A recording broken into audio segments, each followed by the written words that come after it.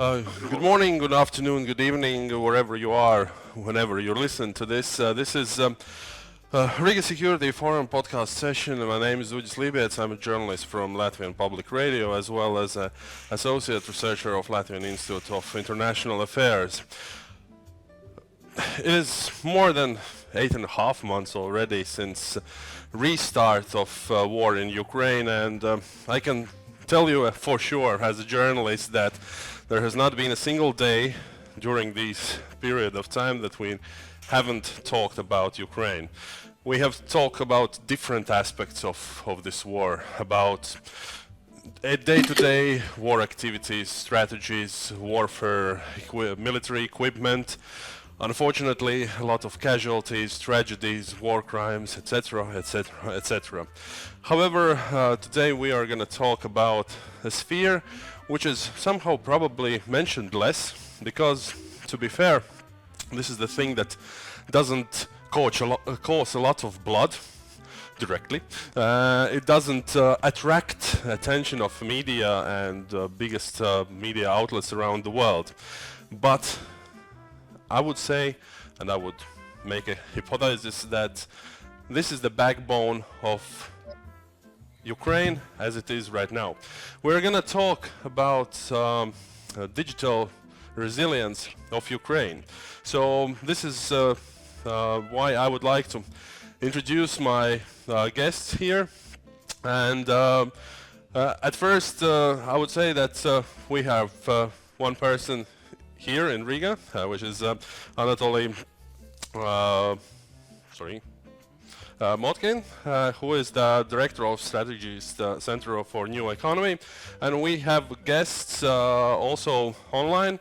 And as I understand, I would like to introduce the person who is on a bit of hurry, probably because of the day-to-day realities in Ukraine, and who are probably being ready to leave us on a short notice if the airstrike is coming. So probably can you introduce... I would like to first introduce with the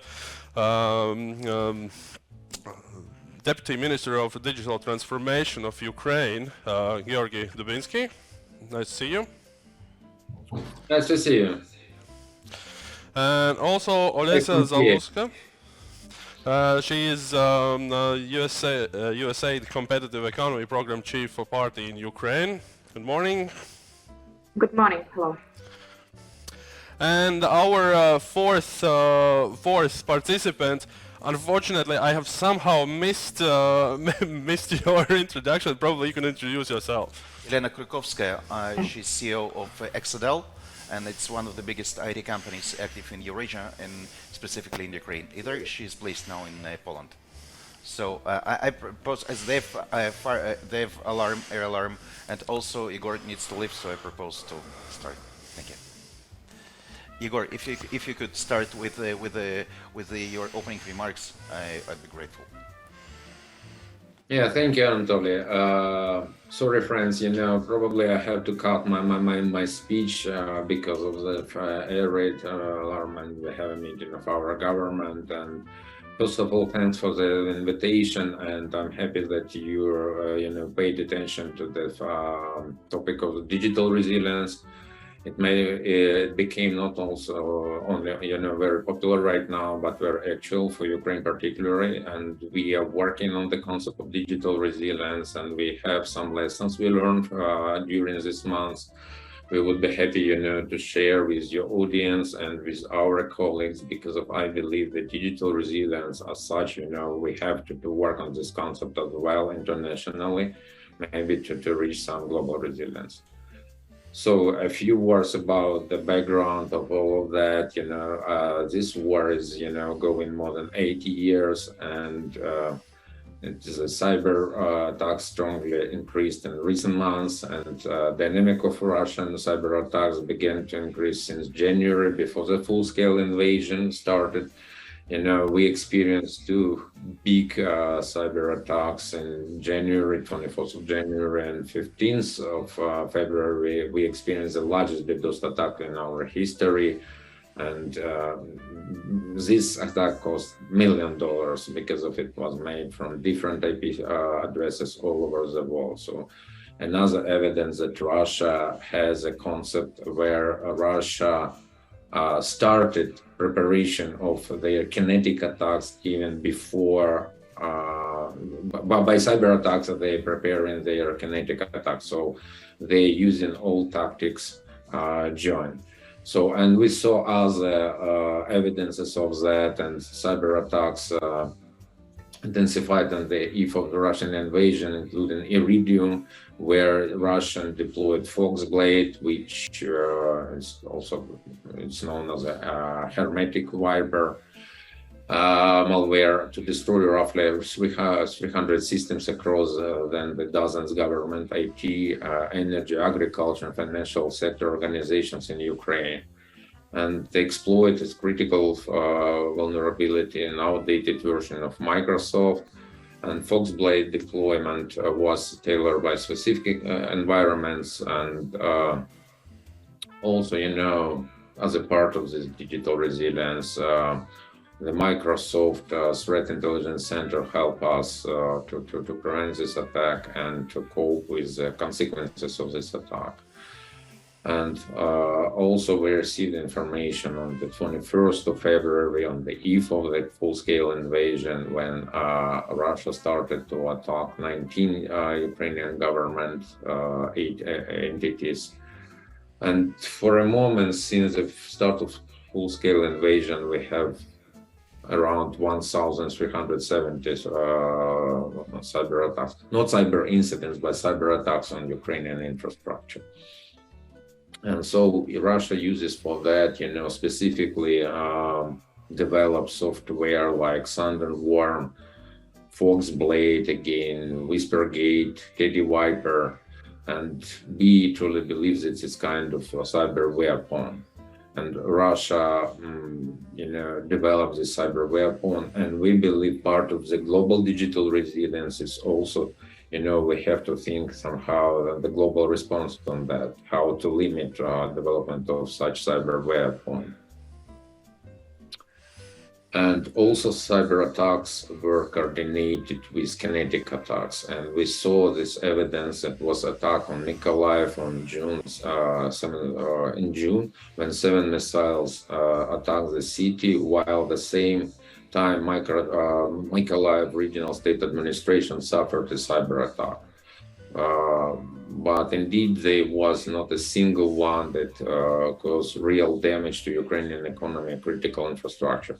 I mean, amongst of all of these attacks, but not because of, you know, it was not harmful, but because of we spent previous 80 years, we were focused on our cybersecurity. And by the way, kind of, you know, informal comment, we were too focused on cybersecurity, on cyber defense, and we did not maybe paid enough attention to cyber offense. We did not create our cyber forces, as in many countries, but our cyber defense was developed very well.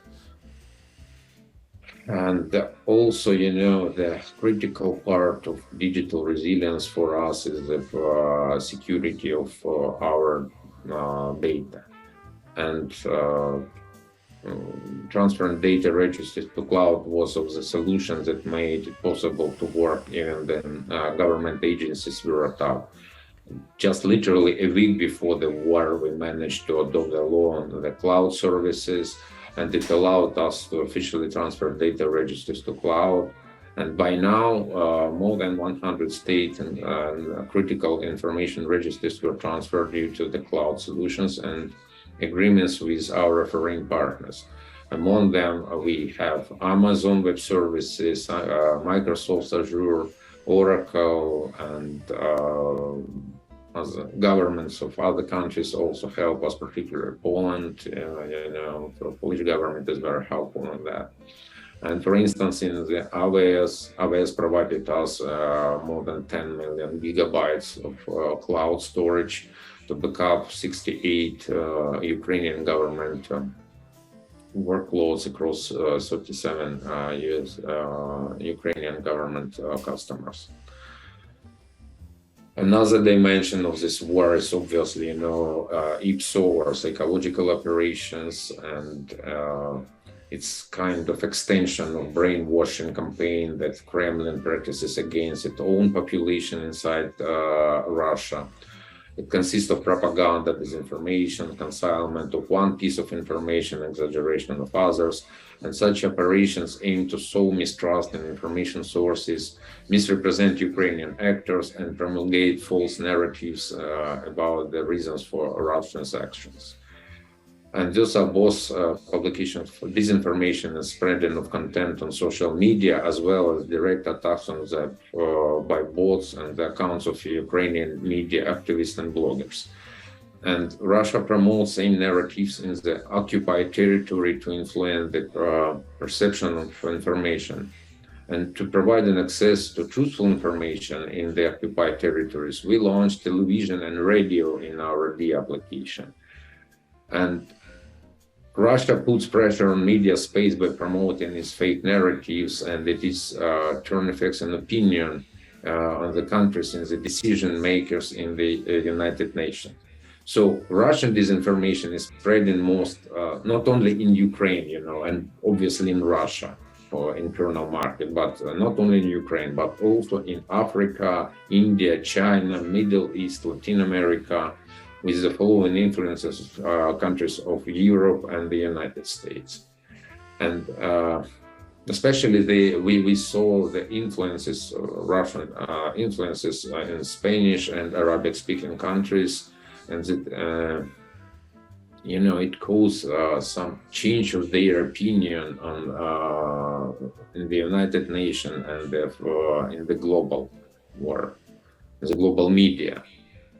And we cooperate right now with Meta and Alphabet to optimize social media policies as content moderation, as to set for peaceful norms, and thereby they are blocking sensitive content about the war in Ukraine and hiding the truth of Russian crimes in Ukraine from the international audience. And social media platforms contributing and sharing the truth about the war in Ukraine. And actually now people around the world are following the war online. It's one, really, our war is going online for everyone. And we saw that in Facebook, Twitter, YouTube turned to be powerful weapon of deal with the Russian disinformation campaign. And at the same time, we have to work with them very closely. I mean, with social media platform to avoid the exaggeration, for some kind of part of information. And really, we need to work with them very closely to help them to change the moderation policy, to adopt it to the current situation. Another big important part of our digital resilience is cooperation with big tech, so-called big tech company. And since the beginning of the war, we have started communication campaigns with tech companies worldwide to leave Russian market and close their offices, stop supporting services and products, and impose corporate sanctions. Through our efforts, around 500 companies left Russia or limited business activities were, and most of them plan to join efforts with Ukraine to build digitized world true.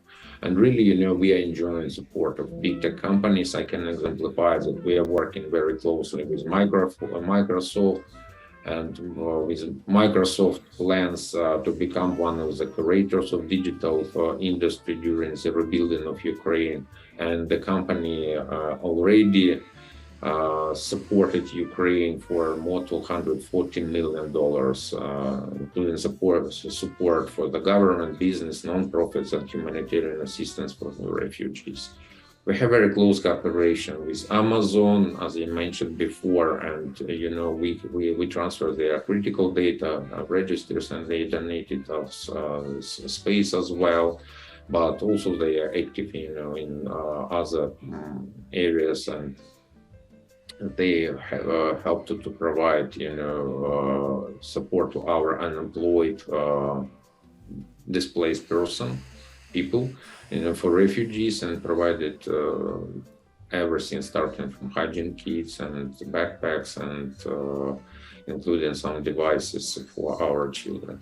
as well as Google, also help us a lot with Google Workspace, and they separately donated 43,000 laptops for our schools to enhance our program of e-education and e-learning, and also cooperation with Meta, cooperation with SpaceX as usual, because of Russians, they hit it and they destroyed around 30% of our telecom infrastructure, and we were able to replace them with Starlinks, and Starlinks became the part of our national critical infrastructure, really. Igor, I apologize, as we have an alarm, please let's pass the floor for a couple of minutes to Olesya, otherwise she has to leave, okay, with your permission. Sure. Please. Yeah, thanks a lot. If you allow me to start, I will be really brief, and I just wanted to mention that neither central nor regional authorities stopped from the beginning of the war. Everyone pivoted and tried to be engaged into rapid response reaction, as we call it inside our project. Actually, the recent data shows that 40% of Ukrainian businesses, I mean both technological and conventional, fully or partly stopped their activities. But the other part continued to work, adjust value chains, replace Russian software, focused on import replacement of components and raw materials, diversified markets. I would like also to mention that the Ministry of Digital Transformation continued the vital projects like Dear City and other projects, and we continue as a USAID-funded program continue supporting those efforts. And we observe increasing number of residents in Dear City, which is also the positive sign that the technology sector continue working, creating jobs and helping the country to retain Russia. Startup ecosystem continue innovate and grow as well.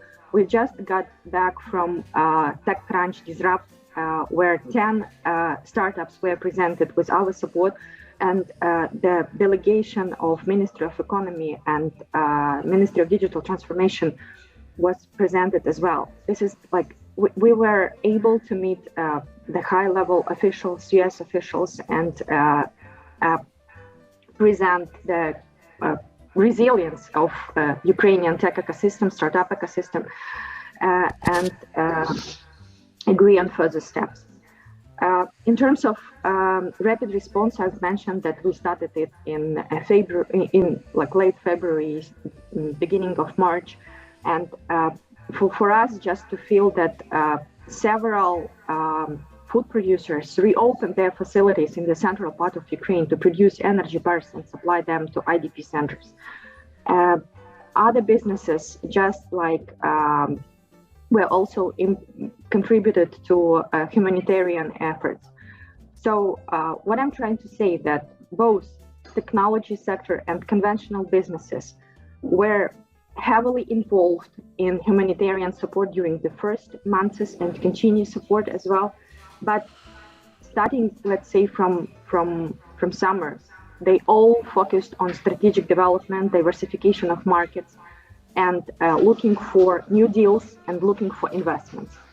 And thank you very much. You have like a small piece, but the word gender in your brief for this conference, but I would like to stress that women and children also suffered a lot and continue suffering. So we should devote lots of efforts to help them to remain in business, retain jobs, and maybe even start new jobs, both in like technological sector and in traditional businesses. Just like a small insights from IT generation program, which is focused on reskilling more than 1,000 of Ukrainians. Half of the participants are women. So this is like very important messages that everyone is involved, no one stopped, everyone is pivoting and ready for new deals and new investments. So please, for everyone, for the whole international society, donations are very important, but please also focus on working with Ukraine and bringing new deals, new investments. Thanks a lot. We continue our support to Ukrainian government and Ukrainian business, and I hope you will have a productive discussion later, but we should go to the shelter. Thank you for your insights, and it was very useful. And probably we can continue with the fourth member of our discussion to describe. Just maybe to Igor to finish, because he needs to leave. Okay. If Igor. Anatoly, thank you. I believe I also wish you a productive discussion. Anatoly is deeply involved in all of our activity developing, the concept of digital resilience, specifically in the frame of our initiative, Digital for Freedom. And I hope you will find a moment to say a couple of words about that. And in general, I want to emphasize that digital resilience became extremely important. No one right now, as far as I understand from my discussion with our international colleagues in the United States and Europe, they have clear vision of the digital resilience as a concept. But nevertheless, I believe it's extremely important topic right now. And unfortunately, our case exemplifies that we have to pay attention on that. So wish you productive discussion, and I'm very sorry, under circumstances, we cannot continue from here. Thank you. Of course, we understand, and we wish you good luck in your job, you do, because I can say for sure that even countries like Latvia, and not even speak about the Western countries or more Westernly countries, that a Ministry of Digital Transformation as per se is something unique, and I think that you are already a couple of steps in front to many Western countries, and I think that the situation will come to the point that the West will start to learn from you, not the other way. So we wish you the best of luck in all the things that you do, and just stay strong and stay safe. That's the most important thing. Thank you very much. I believe we will create a digital bloc in the European Union, and we will be a new driver of digital development of European Union together. Thank you very much. Have a great day. Thank you. So, to continue our discussion, I would like to switch to the representatives of IT sector, and this was one of the wishes of our previous speakers, that international community gets involved more actively in investing in different digital companies, etc. But what would be your suggestion how to convince those skeptical Westerners that IT sector, for example, right now is a safe thing to bet on in Ukraine? So I'll probably start from the very beginning, right? Since the war started, we have, Exadel, we have 400 employees in Ukraine. And when the war started, definitely some of our clients, they asked us to put the projects on pause. They asked, so they practically denied the access to our folks to the systems, but not because of the, let's say, our employees, but because they thought that there might be some attacks from the Russian part, right? And the data can be used by the Russians. But I should say that some of our clients, they said, guys, we ask you to stop the development, but we will continue to pay you, right? So you can pay to your employees. And there were some clients who said, okay, we are leaving Ukraine for some period of time, and then they came back. We also have some number of clients who before that they didn't work with Ukraine, but when we started our new cooperation with them, they said, yeah, we also consider Ukraine as a site where we can develop software. Definitely, they also mitigate the risks. They ask us to be the project distributed among the other countries. But what we can see and what we can notice that the international community, they do understand how it is important to support Ukraine. And it's not only, here we're talking not only about the providing the job and as a result, the providing the revenue, the income, right? But also everyone understands how it is important for the people who are sitting there in their places or going to work, because we still have offices, open offices, and people are coming to work because they're also looking for the support from each other, from their teammates from the other countries, and also the work keeps them busy and distract a little bit from their day-to-day alarms and hard circumstances, right? Because by the end of the day, humans need humans, right? We all need support, and we all want it to be needful and useful and involved in the activities. Another thing that I would like to underline that it's we also noticed a huge support from the government. We also, as a company, we also appreciate the activities of NGO organizations, like different IT clusters. For instance, like a LIIA cluster, they helped a lot. They helped to distribute the Starlinks among the IT companies. So here you may see the great example of how the Ukrainian community and international community work smoothly and help. Also, I know that it's not only our company, but also the other companies. They opened the different fundraising campaigns, right, in order to provide the support to the employees and to the different Ukrainian funds which need help. And what else? There is not only the part here. I would like to talk not only about the people who are located in Ukraine, but also about the people who unfortunately had to leave their country and work. They have to look for the job, let's say, outside of the Ukraine. Kostyushka institution, together with the American embassy, with Microsoft, with the help of Exadel, we launched courses for the Ukrainian women who escaped from Ukraine, and it's the let's say course for the quality assurance. So it's one of the opportunity for them to start a new job here in Poland, right?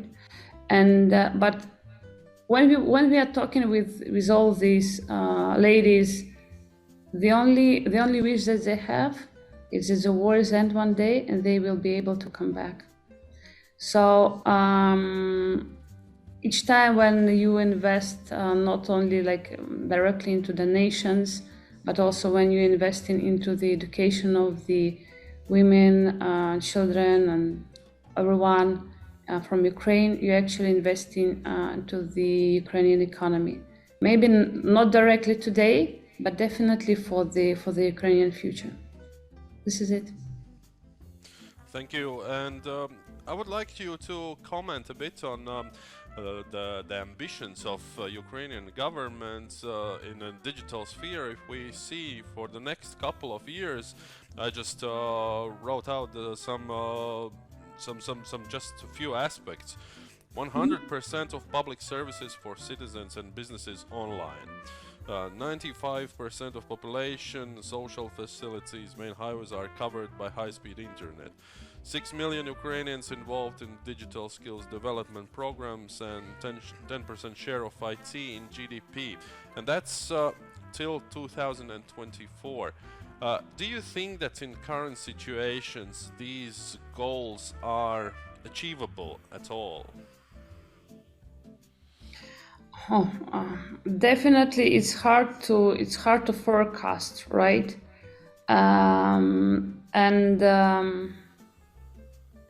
It's hard to answer for me, to be sincere, but I think that it would be possible if with the help of international community, because the let's say the activity, the resilience and the hard work and dedication which every Ukrainian represents in their life, it definitely gives you understanding that everything is possible there, right? I think that many of the Ukrainians, they discovered inside of themselves like the inner force, which they didn't expect to discover, and that's also about the government. And I know that the trust in the inner forces grows, and in the local administrations and the local communities in the government as well, because it's one of the maybe best examples on the territory of ex-USSR, when you see the dedication of the government to their people and to their country. Just to follow up, you as an IT company, you mentioned many times that the government is actually coming forward from their side in supporting your sector. What would be those I would think paybacks from your side? How you would support government even more in their plans, their activities, their ambitions? So, as you know, the government, right, and any country is sustained by the taxations that we pay, right? So that is the thing number one: pay your taxes in timely manner and regularly, right? And of course, it's also about the indirect investments. Here we're talking about the educational programs, right? And different CSR activities to support the medical care, right? To support the different social spheres. And I know that every IT company, trust me, every IT company does a lot in this direction, right? Supporting the hospitals, supporting the orphanages, also collaborating with the government in order to help with the development of software. And I think that we won't have just time to mention all the active projects that are taking place right now in Ukraine. Yeah, that's one thing that what I mentioned in the beginning, that this is the sphere that we are not used to talk about very often, but it is a daily activities of many companies, many people, and it probably even more important than the real advances on the battlefield. I would like to ask you, Anatoly, if we hear and resume everything that we heard up until now. I have this feeling that up until now this war has been regarded as too conventional, probably, and too old-fashioned in a way of using the conventional arms, etc. And there were some experts who were suggesting that they were actually even surprised that the activities of Russia in digital sphere against Ukraine, and not only Ukraine, were actually very passive. But probably, again, it's the thing that we don't know. How would you comment this? Thank you for that question. I think that Russians are just not sophisticated enough.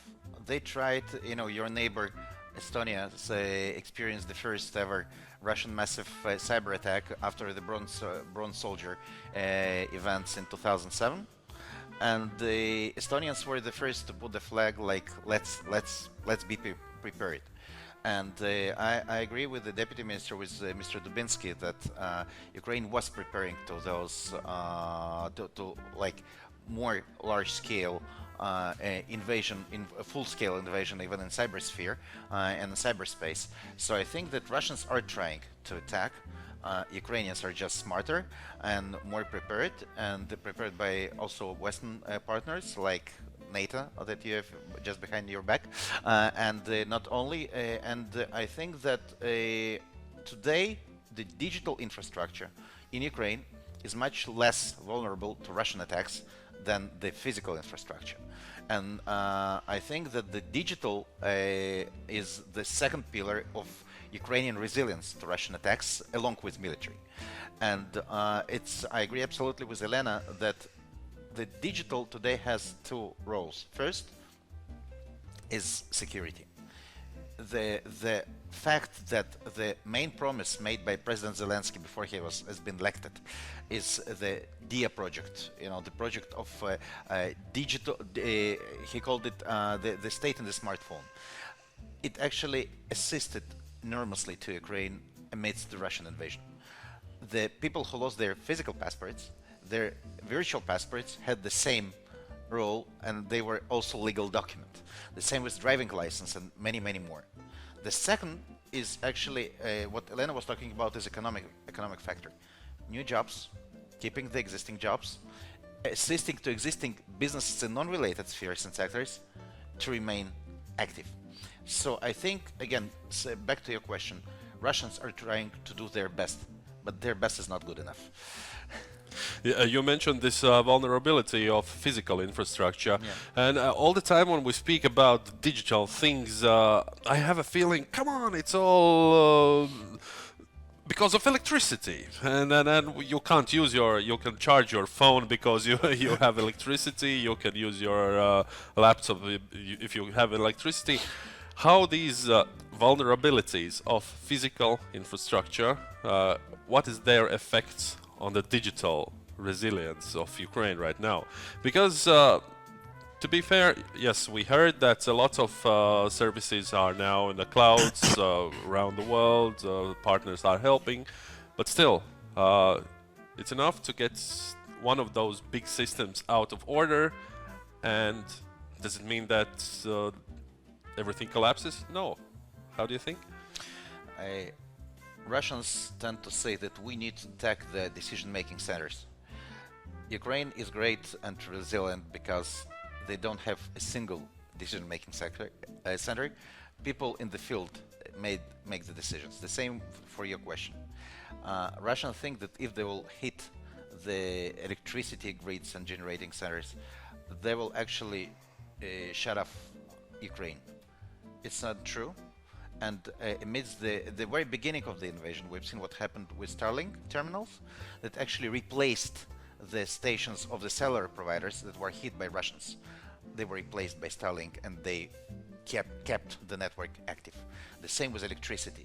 So it's true that you couldn't keep the whole country on generators, but you know that 12 countries today are working in the European Union to resolve this issue of getting down the generating grids and generating power stations and power plants, how we keep the signal. And we keep the signal. We keep the signal with huge generators. We keep a signal with the Starlink stations. So actually, yesterday, Ukraine declared that they will open the public Wi-Fi spots with Starlink and generators. It means that every person who loses the signal could approach these places with his mobile and to get the access to the internet. So I think that they're inconvincible because the truth is on their side. Yeah. What would be your suggestion about the help of international community that can be provided? We have heard already about different ways how Western countries are already helping, but still, probably this is a very specific subject, and probably there needs to be more explanatory work with certain countries who are lagging behind in their development of digital sphere. How to convince them that this is as important in security matters as normal weapons. I think that we should first we both understand that some corporates are bigger than some countries. So we should actually distinguish between corporate assistance that actually Yegor, Deputy Minister Dubinskiy mentioned, and the StrategEast is privileged to coordinate this big vendors activity for Ukraine. It's called Digital for Freedom, where they're allocating their technologies, funds, and deployment, specialists who assist to Ukraine to digitalize the whole country despite the invasion. The second one about the countries. I think that everybody is talking now about the Marshall Plan for Ukraine. I think that the digital Marshall Plan, the regular Marshall Plan for Ukraine will start after the ceasefire, after the victory, so to recover the digital infrastructure. The digital Marshall Plan for Ukraine could start right now, because the digital infrastructure is what makes Ukraine so resilient, and also it's less vulnerable to Russian attacks. So I think that the governments, for your question, should put money together and should start to work hard on developing the digital infrastructure of this country that actually will assist both to the civil population, but also will assist to the country to win. Elena, your question to you about this digital Marshall Plan. What would be your input there in such a possible plan?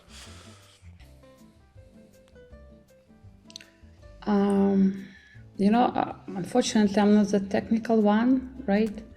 But from the perspective, what can we do from the private sector, from the IT private sector, it's again everything about education for the people, how they protect their own personal data, right?